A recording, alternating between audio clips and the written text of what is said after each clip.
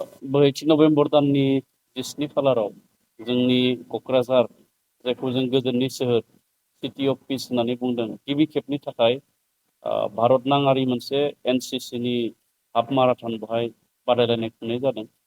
दासिम 1000निबो बांसिन सारा भारतनिफ्राय एनसिसि केडार बिथांमोना बे माराथनाव खारनो थाखाय बाहागो लाफैदों।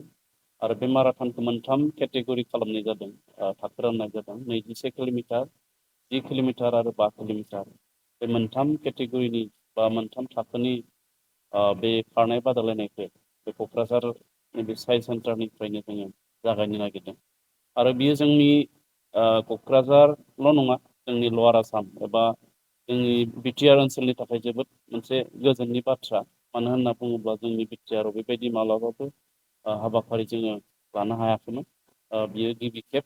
आरो अल इण्डियानिफ्राय जायफोर एनसिसिनि केडार्सफोर फैगोन बा केडेट्सफोर फैनानै बे खारनायाव बाहागो लाफैगोन, बिथांमोना क'क्राझारनि सोमोन्दै मोनथिनानै थांगोन। आरो जोंनि बे क'क्राझारनि बा जोंनि बिटिआर ओनसोलनि जि फोरमायथिनाय बा पाब्लिसिटि, बियो मास लेभेल, गुवार लेभेलाव जाहैगोन।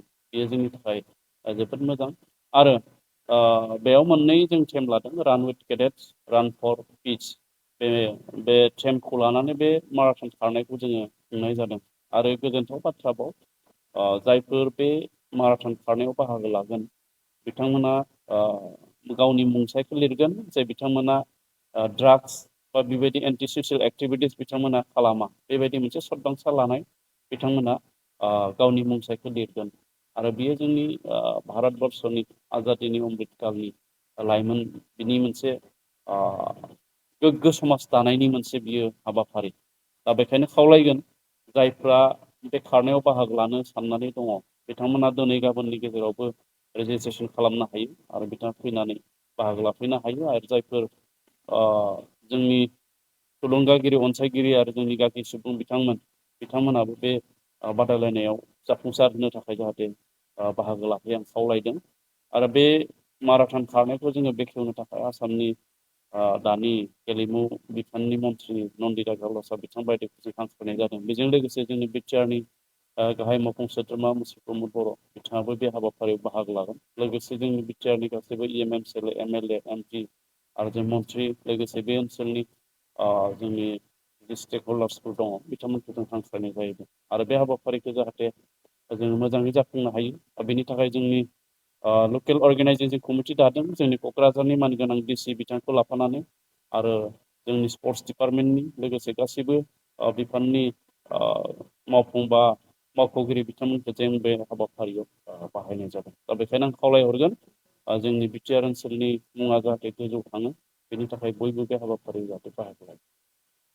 8 नभेम्बर दाननि 17 खालाराव जोंनि क'क्राझार जायखौ जों गोजोननि सोहोर सिटि अफ पिस होननानै बुंदों, गिबि खेबनि थाखाय भारत नाङारि मोनसे एनसिसिनि हाफ माराथन बेवहाय बादायलायनाय खुंनाय जादों। दासिम 1000निबो बांसिन सारा भारतनिफ्राय एनसिसि केडार बिथांमोना बे माराथनाव खारनो थाखाय बाहागो लाफैदों।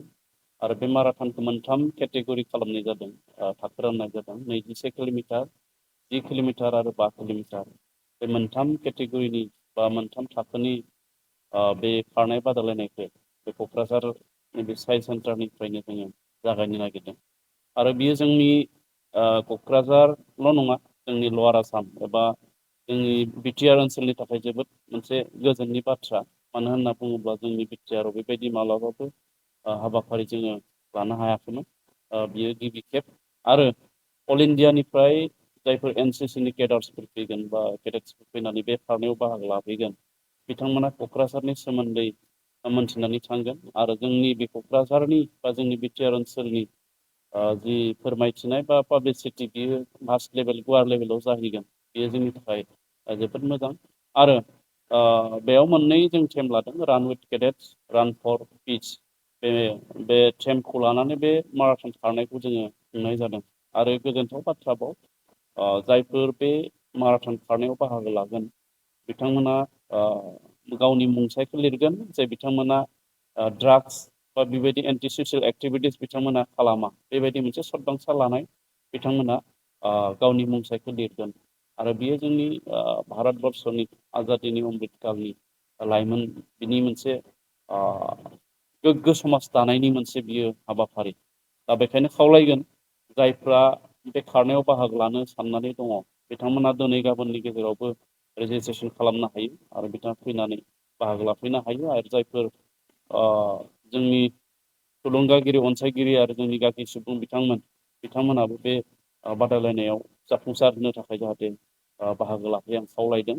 आरो बे माराथन खारनायखौ जोङो बेखेवनो थाखाय आसामनि दानि गेलेमु बिफाननि मन्थ्रि नन्दिता ग्रावलासा बिथां बायदिखौ जों हांख्रायनाय जादों। बेजों लोगोसे जोंनि बिटिआरनि गाहाय मावफुं सोद्रोमा मुसुर प्रमद बर' बिथाङाबो बे हाबाफारियाव बाहागो लागोन। लोगोसे जोंनि बिटिआरनि गासैबो एमएमसिएल एमएलए एमपि आरो जों मन्थ्रि लोगोसे बे ओनसोलनि जोंनि जि स्टेक हल्डार्सफोर दङ बिथांमोनखौ जों हांख्रायनाय जाहैदों आरो बे हाबाफारिखौ जाहाथे जोङो मोजाङै जाफुंनो हायो बेनि थाखाय जोंनि लकेल अर्गेनाइजेसन कमिटि दादों जोंनि क'क्राझारनि मानगोनां डिसि बिथांखौ लाफानानै आरो जोंनि स्पर्ट्स डिपार्टमेन्टनि लोगोसे गासैबो बिफाननि मावफुं बा मावख'गिरि बिथांमोनखौ जों बे हाबाफारियाव बाहायनाय जादों। दा बेखायनो आं खावलायहरगोन जोंनि बिटिआर ओनसोलनि मुङा जाहाथे गोजौ थाङो बेनि थाखाय बयबो बे हाबाफारियाव जाहाथे बाहागो लायो।